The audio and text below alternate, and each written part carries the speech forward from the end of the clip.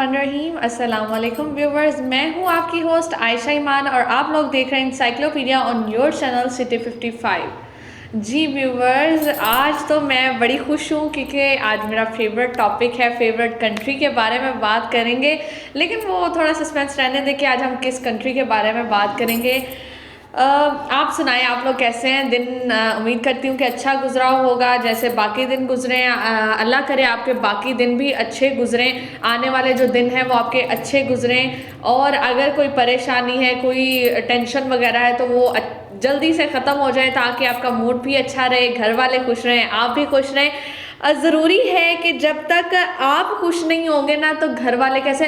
अगर हम बात करें एक फैमिली की, तो फैमिली में अगर एक भी किसी शख्स का जो है ना मूड थोड़ा सा भी ख़राब हो ना, तो फिर वो सारे घर वाले एक थोड़े से सस्पेंस में रहते हैं या एक मतलब इस तरह से रहते हैं कि इसका जो मूड ख़राब है इसको आज छेड़ना नहीं है। मतलब इसीलिए कहते हैं कि सुबह जब उठते हैं तो अपने एक फ्रेश मूड के साथ उठा करें, पॉजिटिव फील के साथ उठा करें।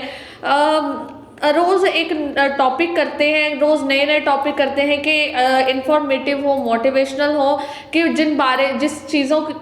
जिन चीज़ों के बारे में आपको नहीं पता उन चीज़ों के बारे में आपको पता होना चाहिए। यानी हमने काफ़ी जो है ऐसे टॉपिक्स किए, यानी 7 वंडर्स ऑफ वर्ल्ड, ताजमहल, उसके बाद हमने अब्दुल सत्तार ईदी पे कुछ जो है किया था, एक टॉपिक किया था, और भी कुछ ऐसे टॉपिक थे जो हमने किए।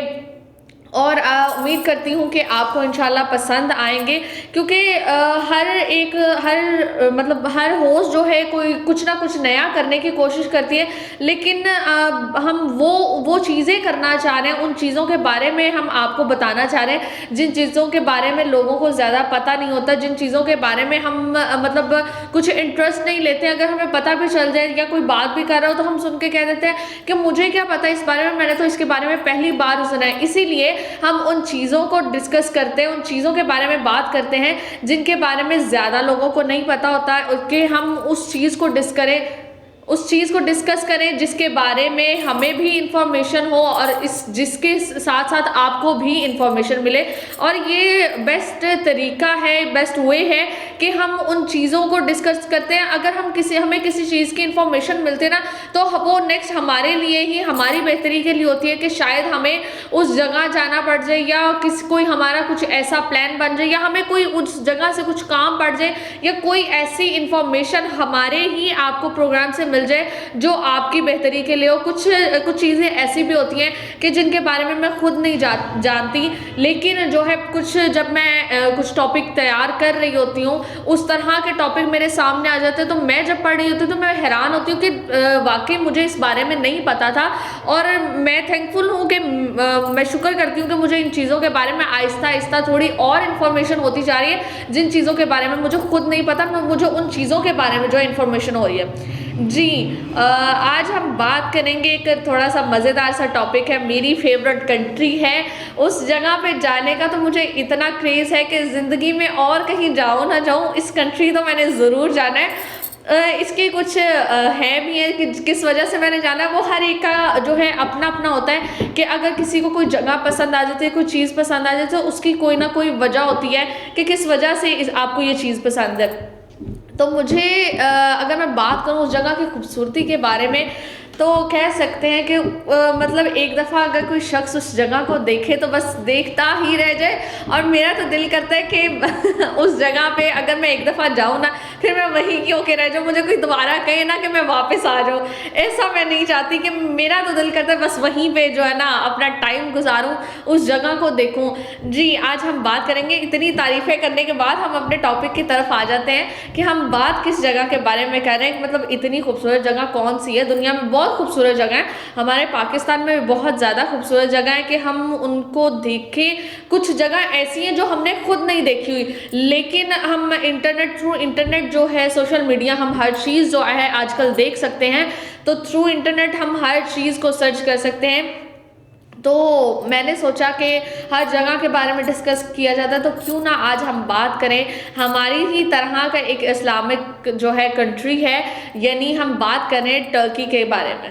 बिल्कुल, ये इतनी खूबसूरत जगह है, आजकल तो इसके कुछ सीरीज़ भी जो हैं हमारे पाकिस्तान में ऑन एयर हो रहे हैं। और अगर हम बात करें इस कंट्री के सीरीज़ के बारे में, तो वो कुछ ऐसे इन्फॉर्मेटिव हैं, वो उन चीज़ों के बारे में बात करते हैं जिनके बारे में हमें इन्फॉर्मेशन मिलनी चाहिए कि हमारे पिछले दौर में क्या होता रहा है और इस्लाम किस तरह फैला है। आजकल जो बहुत ज़्यादा जो है ड्यूरिंग कोरोना डेज़ में वो एक इन्होंने ऐसा ड्रामा ऑन एयर किया अर्तुगरुल गाज़ी कि कहते हैं कि दुनिया भर में इसने जो है इतनी शोहरत पाई।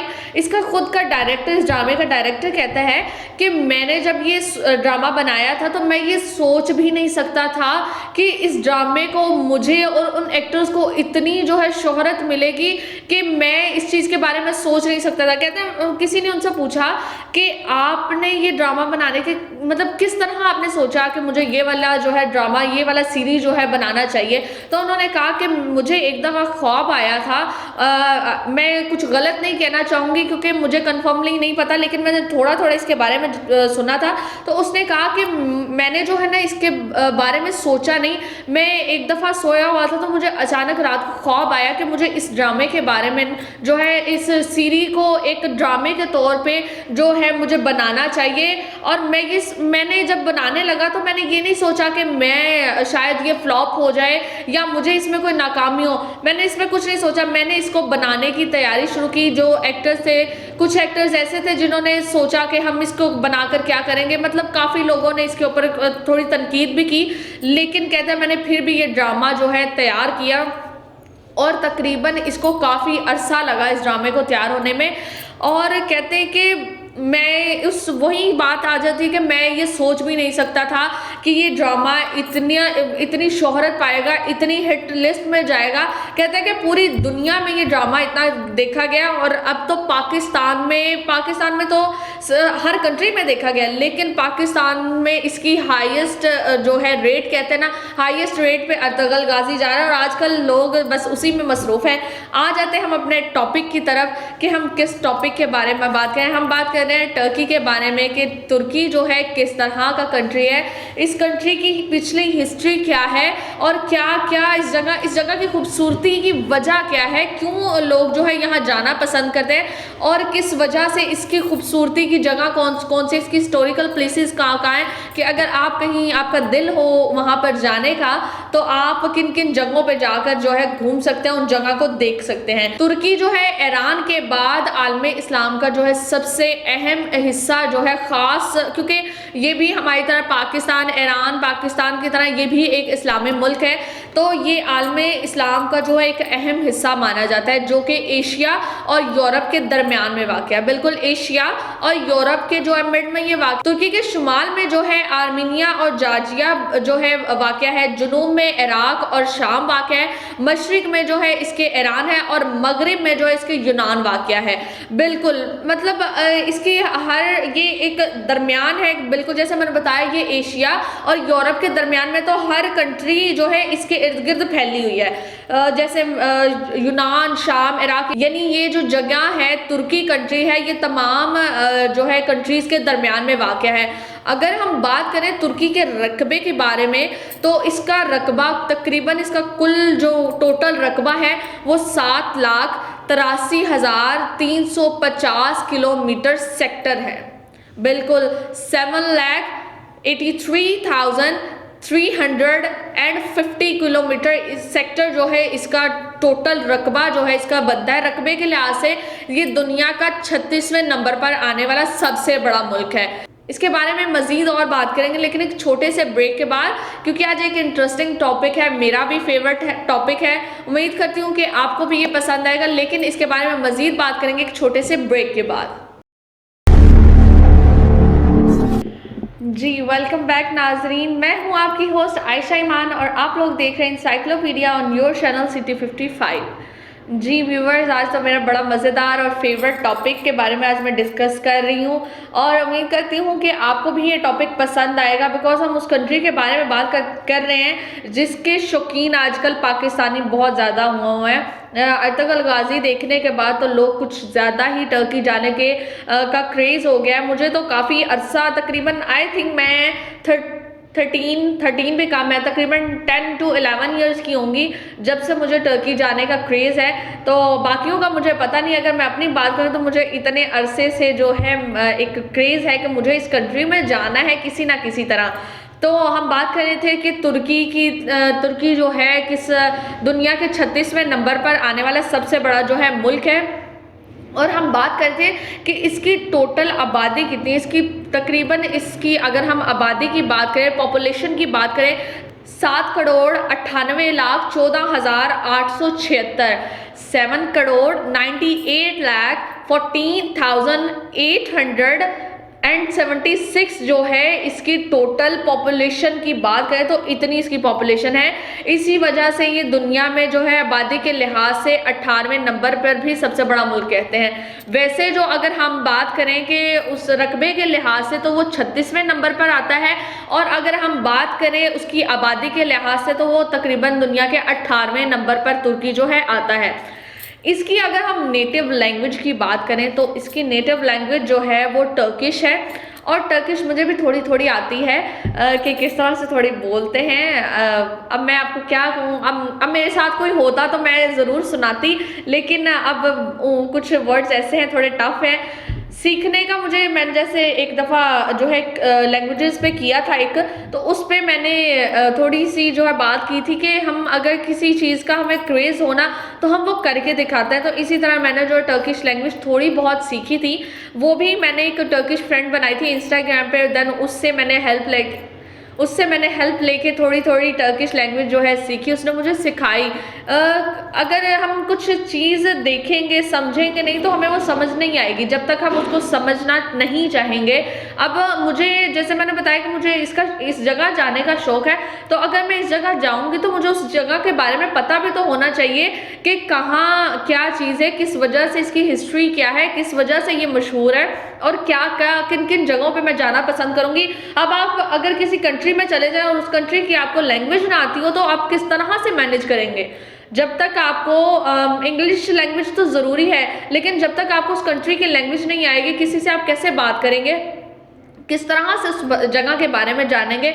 तो इसीलिए मैंने थोड़ी सी सीखी थी, जब ज़िंदगी में इंशाल्लाह कभी मौका मिला तो ज़रूर जाएंगे।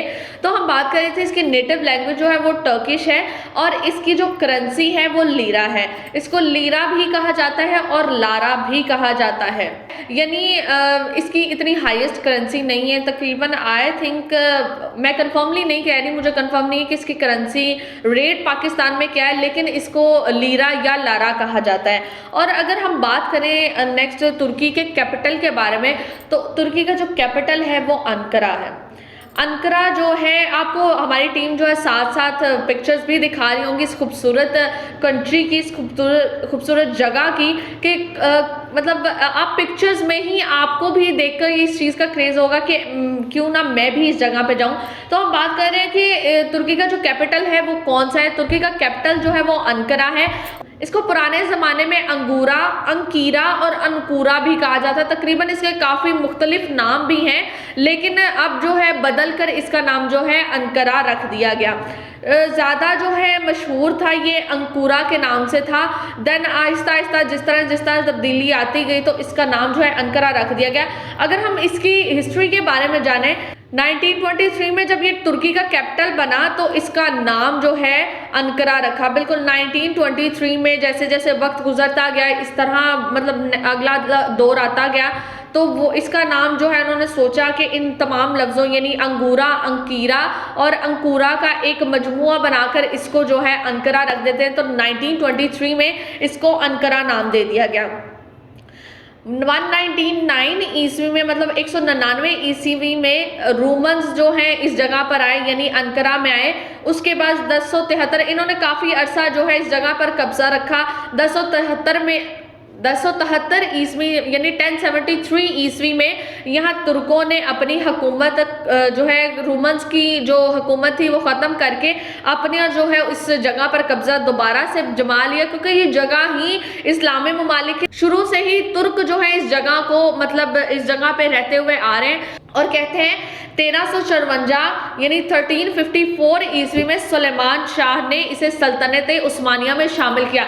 बिल्कुल, यहाँ बात कर रहे हैं सलमान शाह। सुलेमान शाह जो थे अर्तगल गाजी के वालिद थे। आफ्टर वर्ल्ड वॉर यानी जंगे मतलब पूरी दुनिया की जब जंग हुई थी तो इस जगह को, इस कैपिटल अंकारा को जो तुर्की का कैपिटल अब बना दिया गया, उस वक्त जो है इसे इसमें शामिल कर दिया गया, तुर्की में शामिल कर दिया गया।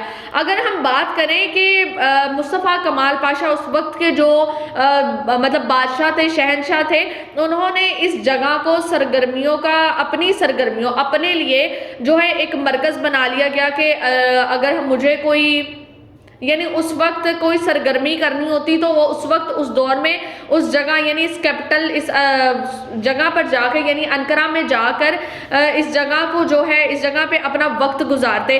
क्योंकि कहते हैं कि ये अंकारा इतना खूबसूरत शहर है कि अगर हम देखने जाए ना तो उस जगह को देखते ही रह जाए। हमें एक दिन या 2 दिन नहीं, कम से कम 10 से 15 दिन सिर्फ एक ही जगह को घूमने के लिए चाहिए, इतनी खूबसूरत ये जगह है। और इसी वजह से इसे जो है मुस्तफ़ा कमाल पाशा ने तुर्की का जो है इसे दारुल हुकूमत बना दिया। जी, अब अगर बात करें तुर्की की फेमस प्लेसेस की कि तुर्की में सबसे खूबसूरत जगह कौन कौन सी हैं, खूबसूरती तो उस जगह, ये पूरा शहर ही, ये पूरी कंट्री ही बहुत खूबसूरत है। लेकिन जो हिस्टोरिकल हैं और फेमस प्लेसेस हैं जहाँ लोग जाते हैं ज़्यादातर, अगर हम उनकी बात करें तो उनमें जो आ जाती है सबसे पहले है वो है हिटी म्यूसिस।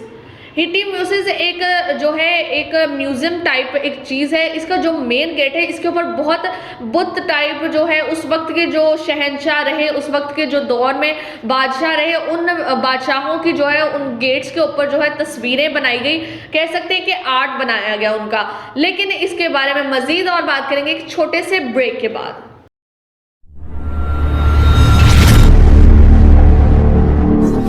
अपने ख्वाबों को दे हकीकत का रंग, मेगा स्टेट के संग। डीएचए की खूबसूरत लोकेशन, पुरसकून माहौल। अब डीएचए में रिहाइश हर किसी की पहुंच में। Mega state DHA files sales office, एक बावकार तर्ज रिहाइश। 5, 8, 10 मरलाज फाइल्स आर अवेलेबल। इन्वेस्टमेंट का बेहतरीन मौका डीएचए कैंट गुजरावाला में। फाइल्स कैश और आसान इकसात पर। इसके अलावा डीसी कॉलोनी, अस्क्री फेज 1, 2, 3 बाजार एरिया में प्रॉपर्टी की खरीदो फरोख्त का बाएतमाद इदारा।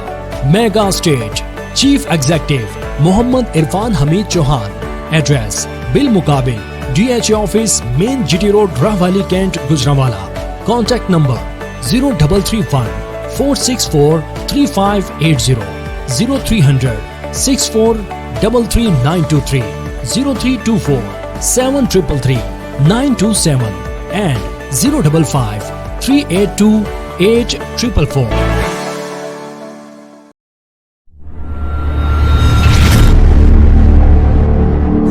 जी, वेलकम बैक नाजरीन, मैं हूं आपकी होस्ट आयशा ईमान और आप लोग देख रहे हैं encyclopedia on your channel city 55।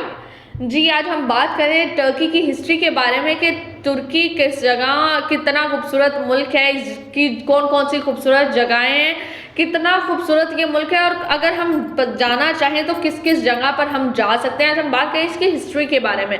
Ji, break से पहले मैंने बात की हिटी म्यूजियम के बारे में कि ये एक ऐसा म्यूजियम है जहाँ पर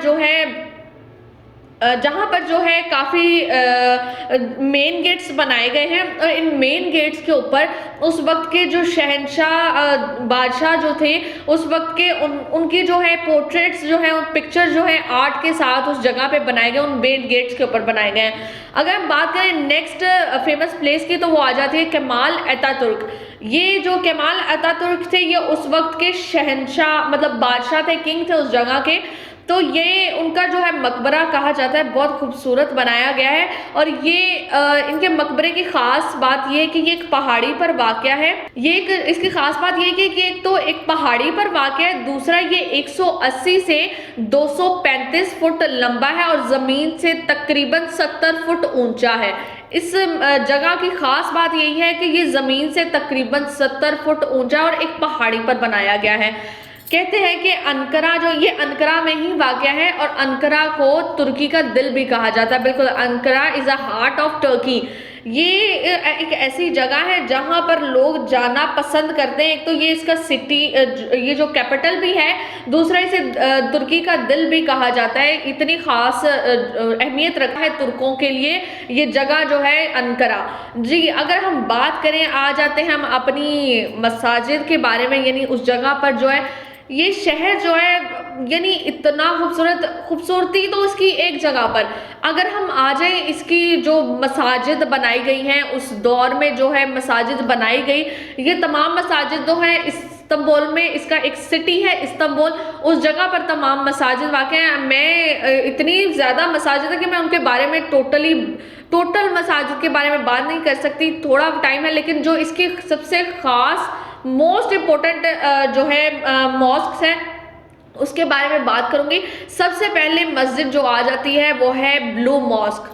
बिल्कुल, सुल्तान अहमद यानी सुल्तान अहमद ने उस दौर में जो है वो मस्जिद बनाई थी, और उस मस्जिद को ब्लू मॉस्क किस वजह से कहते हैं ये भी मैं बताऊंगी। ब्लू मॉस्क जो है एक नीली मस्जिद है। ये मस्जिद जो है 1619 में सुल्तान अहमद ने जो है बनवाई थी। इसकी दीवारों का रंग नीला होने की वजह से जो है इसको ब्लू मॉस्क कहा जाता है। लेकिन इसकी खास बात ये थी कि सुल्तान अहमद ने अपनी आंखों का रंग, जो उनका आंखों का उस वक्त आंखों का रंग था वो नीला था, तो इस वजह से इनका जो है उन्होंने अपनी आंखों की वजह से, अपनी आंखों के रंग की वजह से इस मस्जिद का रंग जो है नीला रखा, और आहिस्ता आहिस्ता इसको जो है ब्लू मॉस्क के नाम से ही जाना गया।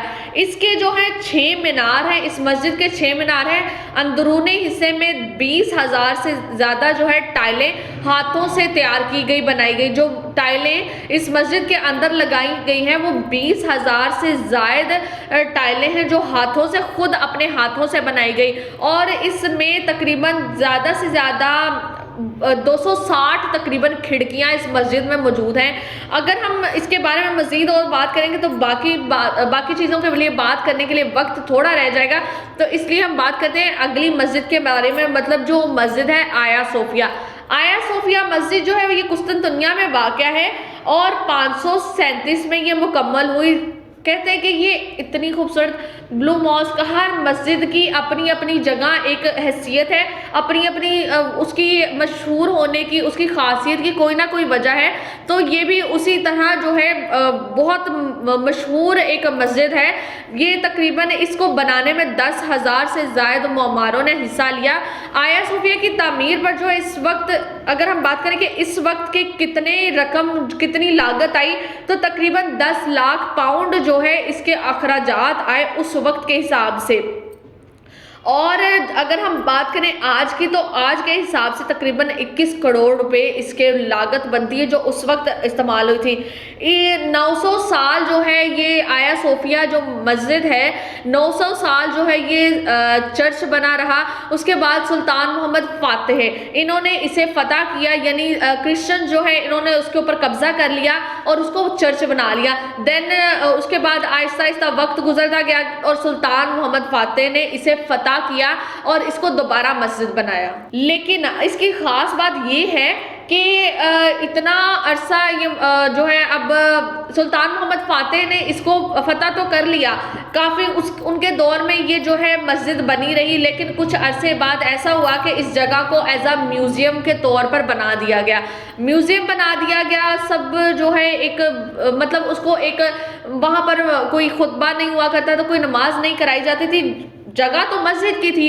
तो इस वक्त के जो लीडर हैं तैयब अर्दगान, इन्होंने आफ्टर लॉन्ग टाइम जो है इस जगह को दोबारा से तकरीबन 86 साल बाद इस जगह पर जो है दोबारा मस्जिद बनाने का सोचा, और 86 साल बाद इस जगह पे जो है अजान दी गई और जुमे की नमाज अदा की गई। इसके बारे में काफ़ी डॉक्यूमेंट्री मूवी जो है थ्रू आई थिंक इसी ईयर 2020 में ही इसको जो है दोबारा मस्जिद का जो है रुतबा मिला। और मैं ये हैरान हूँ कि 86 साल बाद, 86 ईयर बाद इस जगह पर अजान दी गई, खुतबा हुआ, नमाज पढ़ाई गई। ये इसकी काफ़ी लंबी डॉक्यूमेंट्री जो है इस मस्जिद पर बनाई गई है कि किस तरह क्या इसकी हिस्ट्री थी और किस तरह से दोबारा इसको मस्जिद बनाया गया। जी अगर हम और बात करेंगे, हमें क्योंकि और जगह के बारे में बात करते हैं, करनी है। तो इसलिए मैं सिर्फ अब नेक्स्ट नाम ही बताऊंगी खूबसूरत मसाजिद के बारे में कि कौन कौन सी और खूबसूरत मस्जिदें हैं जो उस वक्त के दौर में सुल्तान थे, बादशाह थे, और उन्होंने अपने अपने नामों से बनवाई हुई मस्जिदें कौन कौन सी हैं। यानी वो थी सुल्तान सुलेमान मस्जिद, यानी सुलेमान मॉस्क, सलीम मॉस्क, उस वक्त के दौर की जो ख़ास मस्जिदें तैयार की गई थी और आज भी जो है सबसे खूबसूरत मसाजिद कहा जाता है वो तकरीबन ये वाली मसाजिद है, सुलेमान मॉस्क, सलीम मॉस्क, अब्दुल हमीद खान जो है मस्जिद है। उसके बाद कोकतेप एक मॉस्क है, ये एक तुर्की का लफ्ज़ है, उसी नाम से जो है इसका मस्जिद का नाम भी रखा गया। और एक शाकिरन मस्जिद है। ये ख़ास मसाजिद में से ख़ास ये मसाजिद जो है तमाम मसाजिद में सबसे खूबसूरत और जानी मानी जाने वाली जो है मसाजिद हैं। अगर हम बात करें इस्तांबुल की, इस्तांबुल जो है तुर्की का सबसे बड़ा सिटी है और इसका जो पुराना नाम था वो है कुस्तुनतुनिया। इस शहर के बारे में ख़ास एक बड़ी मज़ेदार सी बात ये है और इंफॉर्मेटिव बात है कि इसके बारे में हमारे आका अलैहिस्सलातु वस्सलाम यानी आप सल्लल्लाहु अलैहि वसल्लम ने भी फरमाया कि जो शख्स कुस्तुनतुनिया फतह करेगा मैं उसे जन्नती होने की बिशारत देता हूँ। बिल्कुल आप सल्लल्लाहु अलैहि वसल्लम ने खुद ये फरमाया कि मैं उस इंसान को जन्नती होने की बिशारत देता हूँ जो इंसान इस जगह को फतह करेगा, यानी कुस्तुनतुनिया जिसका अब ये नाम रख दिया गया है, इस्तांबुल जिसका अब ये नाम रख दिया गया है। ये इस शहर की खास बात ये है कि ये छोटी बड़ी पहाड़ियों पर जो है बनाया गया, तामीर किया गया और हर पहाड़ी पर एक एक मस्जिद बनाई गई है। अगर हम बात करें आगे, यानी टाइम थोड़ा है, बातें ज़्यादा है, मुझे समझ नहीं आ रही मैं कौन सी बात किस तरह अपने जो है टाइम को कवर करके और सारी बस इसी के बारे में बात करती रहूँ। अब टाइम थोड़ा है लेकिन थोड़ी थोड़ी बातें हैं जो बताना चाहूँगी कि तुर्कों की ख़ास बात ये इनके पीछे से शुरू से ही चलती आ रही है कि जब हमारे आका अलैहिस्सलातु वस्सलाम यानी आप सल्लल्लाहु अलैहि वसल्लम का नाम लिया जाता है तो वो फ़ौरन अपने दिल पर हाथ रख देते हैं। तो वो चीज़ इतनी अट्रैक्ट करती है कि एक दफ़ा दिल खुश हो जाते हैं और मुझे भी वो फीलिंग आती है, शायद आप लोगों को भी आती होगी कि क्यों ना मैं भी इस आदत को अपनाऊं कि जब आप सल्लल्लाहु अलैहि वसल्लम का नाम यानी लिया जाए तो हम भी अपने दिल पर हाथ रखें, वो एहतरामन जो है अपना सर झुकाकर इस तरह से हाथ रखकर एक एहतराम की नज़र में आप सल्लल्लाहु अलैहि वसल्लम का नाम लिया करते हैं। अब हमारे प्रोग्राम का भी वक्त ख़त्म होता जा रहा है तो मैं बताऊंगी कि अगर आप जाना चाहें इस कंट्री में तो किस किस जगह पर जाएं, यानी अंतालिया, कैपाडोकिया, इज़मीर, बटरफ्लाई वैली ज़रूर जाइएगा। कहते हैं कि ये तितलियों की एक जैसे कस्बा होता है ना, इसी तरह तितलियों की भी एक कस्बा है, एक जगह बनी है और ये पूरा सिटी जो है एक तितलियों का शहर कहा जाता है। बटरफ्लाई वैली, अंकारा और इस्तांबुल ये ख़ास जगह है जहाँ पर आप जाकर अपनी रूह को ताज़ा कर सकते हैं कि इतनी खूबसूरत ये जगह है। बिल्कुल अब टाइम हमारे शो का भी ख़त्म हो रहा है। इंशाल्लाह उम्मीद करती हूँ कि आपको जो है आज का प्रोग्राम पसंद आया होगा। फीडबैक ज़रूर दीजिएगा और हमारे चैनल सिटी 55 को सब्सक्राइब करना ना भूलिएगा। हमें दे इजाज़त, इंशाल्लाह नेक्स्ट मुलाकात होगी एक नए टॉपिक के साथ, लेकिन इसी ही वक्त। अपनी होस्ट आयशा ईमान को दे इजाज़त, इंशाल्लाह मुलाकात होगी कल।